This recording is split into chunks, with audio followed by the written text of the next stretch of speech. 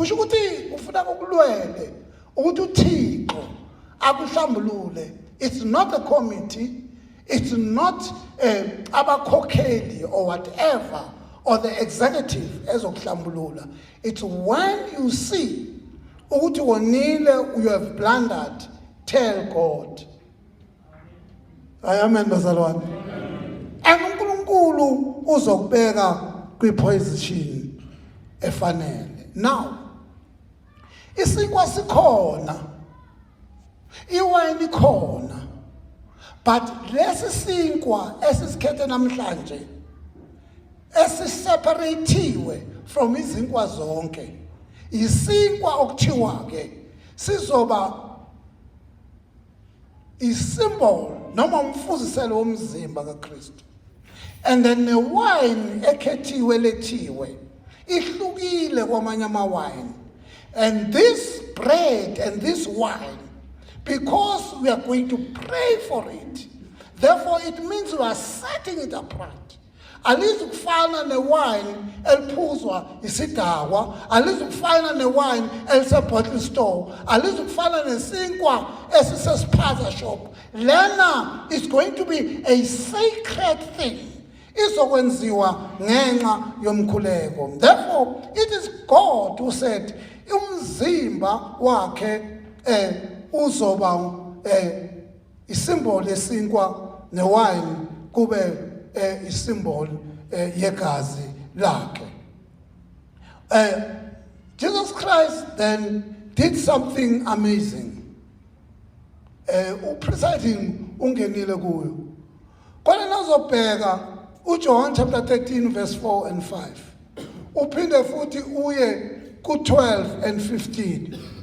Lapha kule kuJohn 13 kwenzeka umhlolo ngokuthengesiko lesiJuda asikwazi ukuya ekudleni ngoba sihambile isikhathi eside. Uma sifike eminyango kufuneka kube nesigqila kube nenceku ezogeza each and everybody inyawo. Bese ke lo muntu engena etafuleni. Nalifika futhi etafuleni akakwazi ukudla engahlambanga izandla. Likhona na ibandla. Then ke bese ke kuyadliwa. Niyazi ukuthi kwakudliwa iPhasika, which was meat and bread.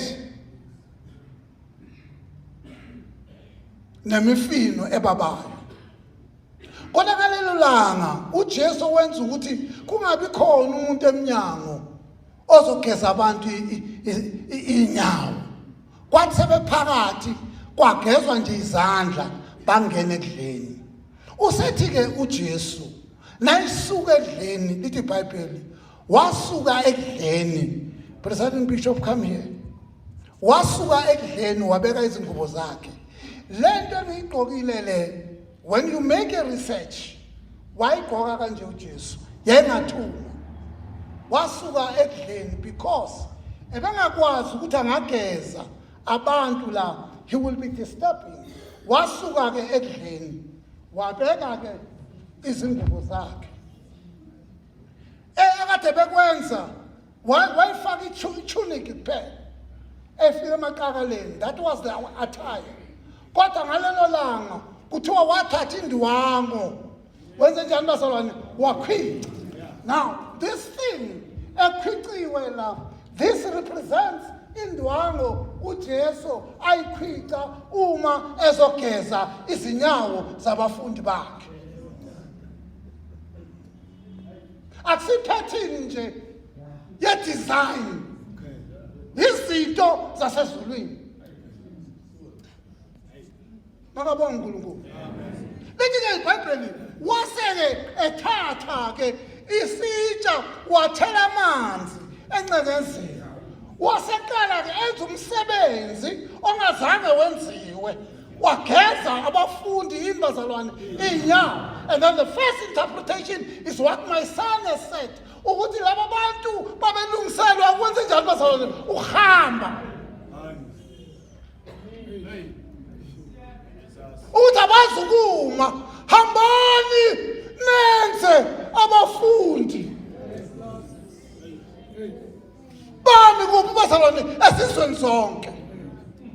Ngicela ukuthi mafethu njengoba sizomdlisa isidlo ubaba wenu nomama wenu ningacabangi ukuthi senza idrama noma isketch sesonto. Ngicela that these things are serious ezulu kaNkulunkulu kodwa ezithathwa lula ebandleni nasikhonza. Now uma eqeda kumgeza uma eqeda nje ubageza kuthi ikhona indoda yathi ngeke ngoba wena uyinkosi ngeke ngoba wena uyinkosi wena you can't go down. Oqala bafundisa ukuthi bazohamba ngithi bazalwane. Okwesibili ufundisa umuntu oyinhloko ukuthi akashone phansi akasubmit ngoba uzoba inceku hayi inkosi. He's going to serve. Malibonga igama lenkosi. Ama caretaker lo mama wamkhumula inyawo enze njalo bamkhumule nobaba icathulo ngoba unyamboso uzoqala afunda inkonzo yokuthi maseve ageze umkakhe inyawo. Maphola bale eNatala ngifuna ukusho indawo angisho angayisho makholoba indlela ngibuka ngayo ngiyasaba. Uthi-ke lo mholi nangithi uzogeza inyawo umkakhe wathi baba uzongidelela lo mfazi. Hayi amen. Wasecela ukuthi ivideo ingabi khona uma yena egeza inyawo kodwa na umkakhe semgeza ivideo ibe khona. Ngatshela lo abasebenza nami ngathi gqilani lapho yena egeza umkakhe.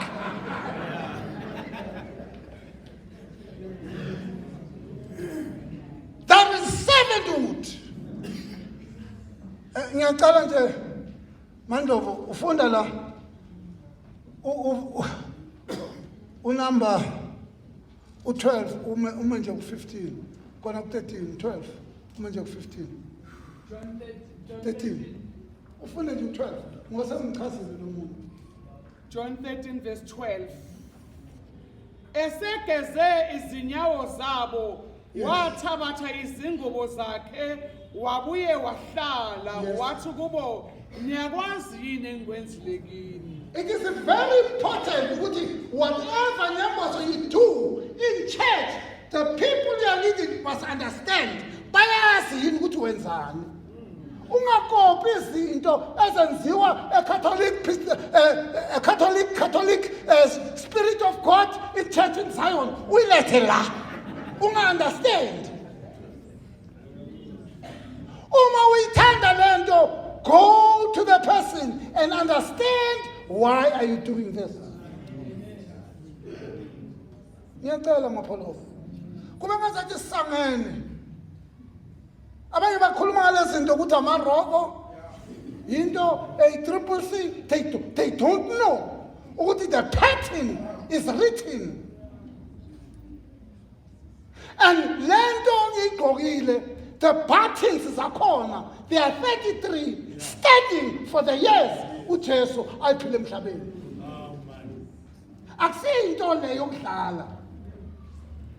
It's symbolic ukuthi sevathe isevatho uJehova owenza ukuthi sevathe bazalwane. Ngicela ukuya le anointing oil. Ngicela ufunde u30 Exodus 25 no20. Kukhona oil engizoyithela la ekhanda ngoba ize nami kukhona umunye ozosuka avuka umoya. Athi khona into umshe ngayenza lapho. Lanto ya anointing oil. It needs to explain. Ngicela ulungise lapho. But nakho engicela ukubulala faith.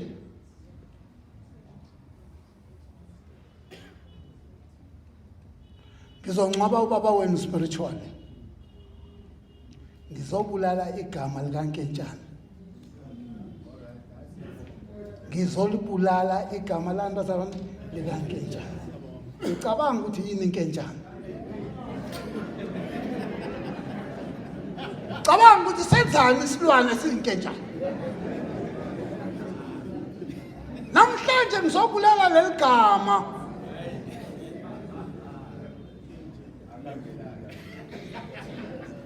Bese ngibulala umthethwa oyindoda yesiZulu.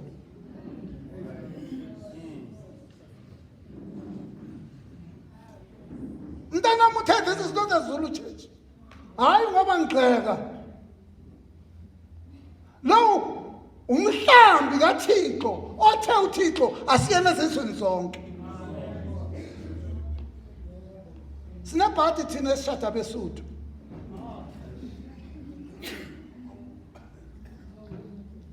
Hayi amen. Akar ke ultimately kalibitso la purana Jesu bat ha.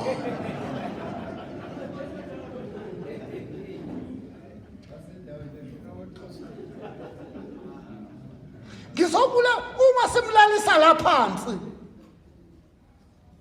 We are burying uNkentshane indoda yomZulu. Ukuthi spiritual ayife. Kuzobe kunenqaku lapha singakile abongapholoba nabo bonke abayizinhloko bazokhulekela lo mzimba. Uthi lo mzimba lo awuvuke kuvuke kuumntwana kaThixo. Let God put his wisdom kulo mzimba. Nangizwa nabazalwane. Ngithi angichaze muzosothu kuze ibandla. I don't care whether you call me Uzion 17 or whatever. Kodwa ngiyalithanda izwi likaThixo. Nginamathele kulo. Kodwa kuyinkinga ke umelele laphansi umthetho ufuna kakhuleke naye. He knows his weaknesses. Uyazazi. Sono sami siphambi kobuso bami njalo. Sithalisa ubuso bakho. You know, he knows where he's weak. Today, he must be telling God, Nailelela, ati baba, lento, enhluphayo. Today, remove it.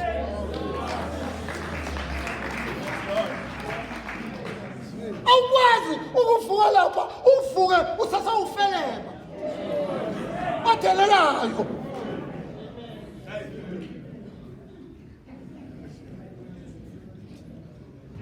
Ngicela ufunde mama. Exodus 30 verse 25. Verse 25. verse 30 verse 25. Yeah. Uwenze amafutha angcwele okugcoba amakha athakiweyo njengokwenza komthaki abe ngamafutha angcwele okugcoba. That is God. Umthaki umuntu oneskill sokuhlanganisa izinto ezahlukileyo. Hayi umthakathi. Umthaki. Amen. Jamba mntanami. Iya ku30. Wobagcoba uAaroni namadodana akhe ubangcwelise ukuba bangikhonze esikhundleni Whoa! Umthetho has been giving a power today. Yokuthi akwazi ukungcwelisa abantu azobagcoba. Because he's going to be empowered. Asilalanga savuka. Hayi amen. Baba khona abasigcobayo ukuze sikwazi ukugcoba abanye.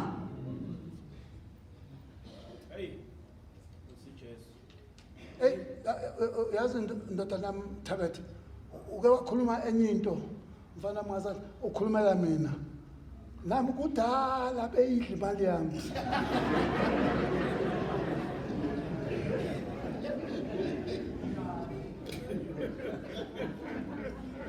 Awukwazi uvuma ukulida ibandla ustinji. Hayi na. Awukwazi ukulida ibandla ustinji.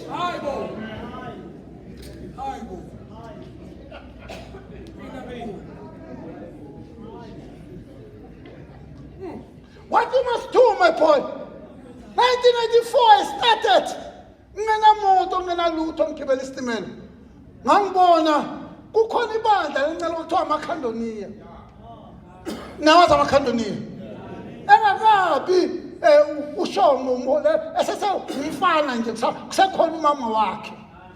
Kodwa bokuthi laba bantu nabehlangene imoto izime ithule zithi du. Laba bantu ababuka ngazathi ama-case. When I looked at them, ngathi nkulunkulu, I'm praying ukuthi the church I'm going to lead uzokwenza ukuthi abantu engibaphethe they will have cars.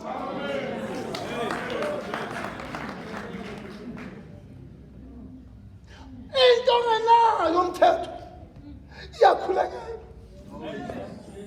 Nalabo abangenayo sebenezinto they don't know ukuthi bakhulekele. Batala ukuthi bazizele. They were prayed for. Oh yes. Ngisikhulekele lezi zinto. Ezinye ngazimukeli sanginika indodana ngiyakhuleka ukuthi la ngafinyelela ngakhona he's going to reach there.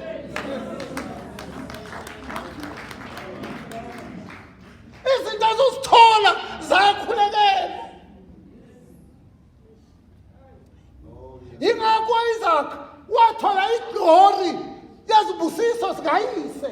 Uyise angayitholanga. Hayi. Funda ke mntana. That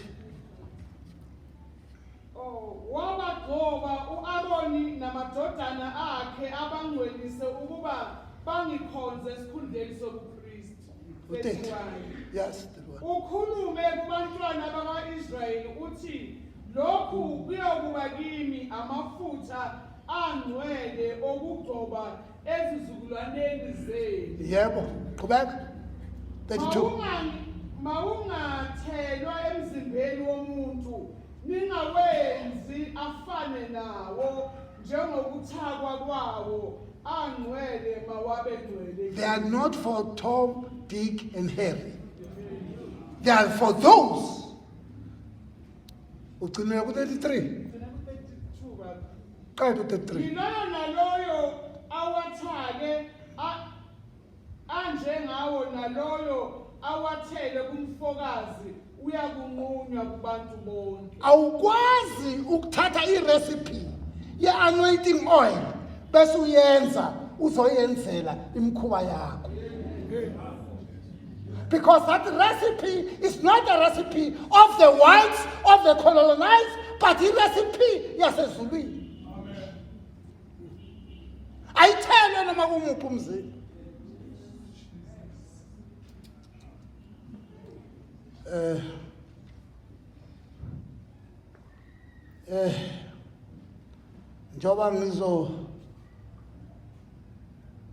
Njoba ufungisiwe baba lebandla sizogcina silifungisile. Ipoint yokugcina izevatho zokukhonza sezweni futhi siyevatha bese kukhonzwa ngazo bese ziyakhunyulwa uma sekuqediwe ukukhonza. Ningabi newari abantu bangangibheka nizayona ukuthi niyaqoka ngathi niphambene. uNkulunkulu othe akube khona izevatho zani bazalwane zokukhonza.